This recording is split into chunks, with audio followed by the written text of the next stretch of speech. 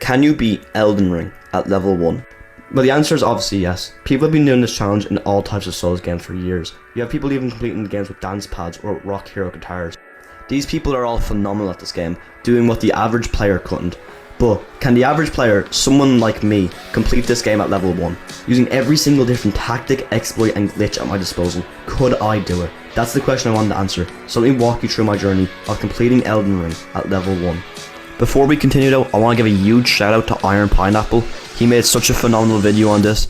I'm gonna be honest, I kind of stole this idea from him, so do me a favor and check out his video and subscribe to him. But anyway, let's get straight into this video. I chose the Wretch class to start off with because it's the only class in the game at level 1. We have 10 points in every stat, but this is a problem because most spells and weapons require more than 10, so this limits our options exponentially. I made this absolutely beautiful specimen and named him appropriately. I died to the Grafted Scion, made to Limgrave, and there's only one good way to start off an Elden Ring playthrough. I met Melina and I met Torrent, and then I went over to Fort Hate to get half of the Dectus Medallion. After this I went to Fort Pharaoh, or however the fuck you say it, and I found the other half of the Dectus Medallion and Radagon's Sword Seal. With this talisman I have 15 Vigor, Endurance, Strength and Dexterity, which it does have the downside of making me take more damage, but it is so worth it to get all those stat points on a level 1 character. And now with this I can finally use the Lord Sworn Greatsword, so now I think it's time for the first major boss of the game. Margit was pretty easy honestly, I mean probably because I had my summons with me, but I mean there's nothing really to talk about here. I didn't use any glitch, any exploit, any cheese, anything like that. I just fought him straight up and I got him on my first try. Now it was straight on to Godric, but before that I had to go talk to someone. I met Nepheli Liu, and if you actually meet her in Stormvale Castle, she will come help you with the Godric fight, so this made things 10 times easier. Godric was tougher than Margit, but not by much. I died 2 times to him before getting the Uchigatana, and this made things 10 times easier. I got him on my 4th try. Something I found out that came in so handy, when he does this fire dragon attack, you can run in and he won't be able to hit you and you'll be able to get some hits in. This came in so handy and I wish I knew this sooner. After the fight we got Godric's Great Room, which in exchange for 1 rune arc, it will increase our stat points until we die, which will become so useful for the rest of this run. I made it to Raya Lucaria, but before talking about the main boss, I want to talk about the side boss. This thing completely destroyed me. The Red Wolf of Radagon. What a boss fight. I died a good few times to this one, spent an hour of my life doing this, and I didn't use any tactic, I didn't cheese it and exploit it. And that's probably my biggest regret in life, because I spent too much time than I should have on this boss fight. I'm going to save you all from watching me die like 100 times this, but just know I upgraded my Uchigatana to level 7, and then I finally killed this damn thing. Onto Renella, and this is where things really do get tough. It might even be tougher than the Red Wolf, because the first stage, fine, it's completely fine. I mean, everyone knows how easy this thing is, but when she gets to the second stage, oh god, that gets bad. Even a small mistake on this fight can be lethal, and there was no real tactic or cheese I could really find online to help me with this one, so this was just a case of me having to just get good. Instead of getting good, I just went and fought Radahn, and this went as well as you can expect. So as you guys can see, Radahn is kinda hell, but you might be thinking, then why do Radahn? He's completely optional. Well, I was at Ranni's Rise, I met Ranni the Witch, and I had a really funny idea. Why don't I get her ending and do her quest line by defeating Radahn, Astel, and the goddamn Valiant Gargoyles, and anyone who's done that boss fight knows how hell that is. I have another problem though. I don't have a good talisman to fill up my second talisman pouch, but if I kill Mariner and bring the death root to D, he will show me a portal to where I can meet Gorank. I don't need to talk to Gorank, but I need to go where he is. So if I parkour down the side of the building where he is, I can get a new talisman to fill up the spot. And this talisman is the Dragon Crest Shields talisman, and it boosts physical damage negation, which will be so helpful for the Radahn fight. But before that, I wanted to beat Renala of the Full Moon, and I watched a bit of Iron Pineapple's video. His video did really help me out, and something that you should know is instead of dodging away from any projectiles, you should dodge into them, because if you dodge away, then your hitbox will be inside those projectiles. So thank you for the Iron Pineapple for that one. I got really lucky in this fight though, because as you can see right here, Ronaldo just didn't attack me, so I was able to get, well, I missed the first attack, but I was able to get attack there, and then a heavy attack in, but she did summon in her big dragon, as you guys can see here, but it didn't matter because I was able to finish her off. I got really lucky in this boss fight.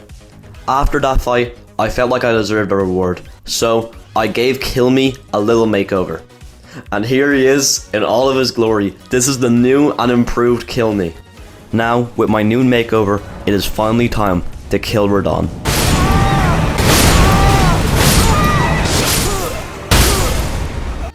Still, after everything, Radahn was still messing me up, but I did have a plan.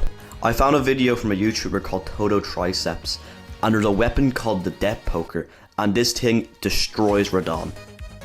To get the Death Poker, however, I need to kill the Death Right Bird, and this was pretty hard, and I was trying to fight him head on, but then I realized this video isn't about me being great at the game. It's about me using everything at my disposal to beat the game as an average player at level 1.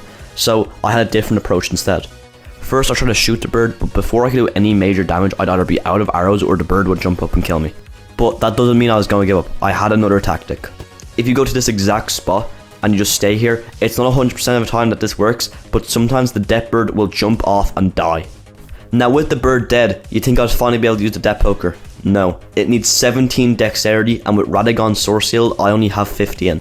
There is something we can do though. We can do Millicent's questline and get a talisman that gives us +5 dexterity. To do this quest though, I need to kill Commander O'Neill, and I was gonna try and just get on the branches and shoot him, but he'd always go underneath me, making this impossible, and his archers would always shoot me, so I needed a different plan. I went to get Poison Mist, but this was a fate requirement of 12, so I couldn't use it. To fix this, I went all the way to the Purify runes to get another talisman, this time increasing my fate by 5. Now that I have Poison Mist, I can use it on Commander O'Neill and he won't attack me, he won't even notice that I'm here, but this does so little damage and I have to keep recasting it. It took me 16 minutes to kill him. But finally, after all that, I got the Protesis Weaver Heirloom and I can finally use the Death Poker. I got 6 Somber Smithing Stones and upgraded my weapon to level 6, but even with all that, this boss fight was still insanely hard and I died multiple times. Phase 1 did become easy. When you spawn in, he will always shoot these purple arrows. You can dodge or you can use the weapons as cover. Most of the time, if you're on the left side, he'll end up hitting some random weapons on the field and you'll be completely safe. Once he stops focusing on me, I'll run up and I'll get off my horse and I'll use Ghostfire Ignition, my Ash of War. Something I wasn't planning on though, this move can be insanely inaccurate because of how fast Radahn moves. But as you guys can see there, it does insane damage if you can land that, and it does frost build up. This phase though mainly just consists of him being distracted by my summons, and I'll occasionally run up and hit him with my Ash of War. Phase 2 does get really tough because 1, your summons are mainly dead by now, and some of them can be revived but not all of them. Secondly, he'll do this move where he gets rocks to follow him around. If 2 of these hit you, then you are dead, so it's very nerve-wracking when he has these. And finally, this move with the black holes, I do not know how to dodge these. He does it in phase 1, but I find that he does it way more in phase 2, and I have no idea how to dodge these. So when it comes to me, I am just dead when this comes out. After 6 long hours of this boss fight, I got insanely lucky because Radahn got stunned. I almost messed this all up because I don't know what happened, but I just wasn't able to stun attack. But it's okay because in the end, I was able to kill Radahn. I really wish I had my reaction to me doing this, but it was something like... Yes!